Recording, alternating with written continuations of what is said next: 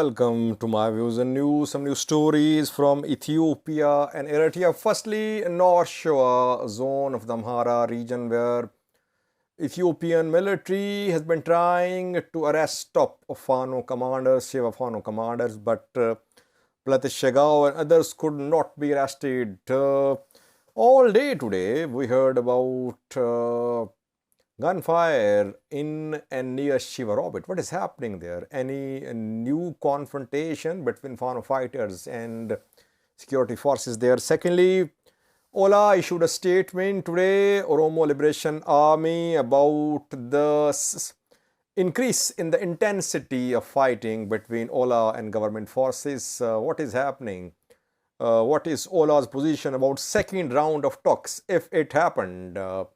Why is Ethiopian government intensifying operation against OLA? Or is OLA putting pressure upon the government? What is OLA's position? And thirdly, viewers, US Special Envoy for the Horn of Africa has met with Ethiopian diaspora and Eritrean opposition groups in Los Angeles. What happened there? Firstly, viewers, North Shore zone of the Amhara region, where an operation was launched by Ethiopian military to arrest top Fano, Shewa Fano commander Shegao and his associates. The operation was launched after Amhara PP leader Girma Shitila was assassinated in North Shore. He was from North Shore, originally from this area. And the government accused Shegao and Merevudajo of East Amhara Fano of having planned the assassination of Girma Shitila. Operation was launched by security forces. We saw arrival of thousands of ENDF troops in the Amhara region, especially in North Shore. We saw arrival of hundreds of Ethiopian army soldiers in Majate, in Shivarobit, in other main cities of Oromia Special Zone and North Shore Zone of the Amhara region. But we saw that people tried to stop this operation. People protested, they blocked roads. Fano fighters, they fled main cities and towns towards forests, towards mountains, and from there they were resorting to aerial firing. Army was not chasing Fano fighters, but army remained deployed to North Shore. All day today, on Wednesday, we heard about sounds of gunshots being heard in Shivarobit. Sounds of gunshots were being heard in Shivarobit, but fighting was not in Shivarobit. Clashes were underway along Shivarobit to Rasa Road. Rasa is known for having the presence of Fano fighters, Shewa Fano fighters. And fighters from Rasa, from Majate are known among Fano circles as skilled fighters. So clashes reportedly erupted in the surrounding of Shivarobit today, along Shivarobit to Rasa Road. And in the evening, a few sources said that there was gunfire in Shivarobit, very close to the city as well, though confirmation is still awaited. Now, more ENDF troops are entering Shivarobit through Afar, reportedly from Awash. They are moving towards North Shore Zone, Oromia Special Zone. And operation is underway, though no large-scale operation, because Fano fighters are dispersed, and secondly, army does not want to show that it is involved in a large-scale operation, because it leads to increase in support for Fano fighters. Locals start protesting, Fano supporters block roads. So discreetly, government forces are trying to arrest Fano commanders, but can this strategy work? Let's see. Yesterday I discussed the 4-point strategy adopted by the government forces to crush Fano. But how can this strategy work if army is not ready to start a major operation? Fano fighters are using this leverage. They have public support, so that is why whenever there is clash between Fano and security forces, people start protesting. They start blocking roads. And Fano fighters get support from people. People inform them about ENDF's movement, ENDF's plans. That is why we have not seen any success in the ongoing operation against Amhara Special Force, former Amhara Special Force members and Fano fighters who are organizing themselves in Shewa, in North Shewa, in Gujjam, in Gondar. And there are thousands of them reportedly. I have details of where they are based in Gujjam, Gondar, Amhara, BG border, to some extent Volo as well. Government forces know as well, but they are not in a position to launch a full-scale operation because that would lead to start of a war in the Amhara. So they want to isolate these Fano fighters and then gradually arrest them. Will this strategy work? Let's see. Fighting close to Shewa orbit confirmed, they reportedly. Secondly, viewers, OLA issued a statement today, Oromo Liberation Army, about renewed fighting between OLA and government forces in Oromia. OLA says that after the conclusion of first round of talks in Tanzania, Ethiopian security forces, government forces launched a major operation, major offensive on OLA positions in East Shewa, in East Valaga, West Valaga, West Shewa, Horogodoro, RC and Hararge. What is the objective of this operation? OLA believes that the purpose of this military operation, new military operation by government forces, is to attain leverage before the start of second round of talks. That government, before the second round of talks, wants to have leverage, advantage in the battlefield. That is why it is trying to weaken OLA by this new offensive.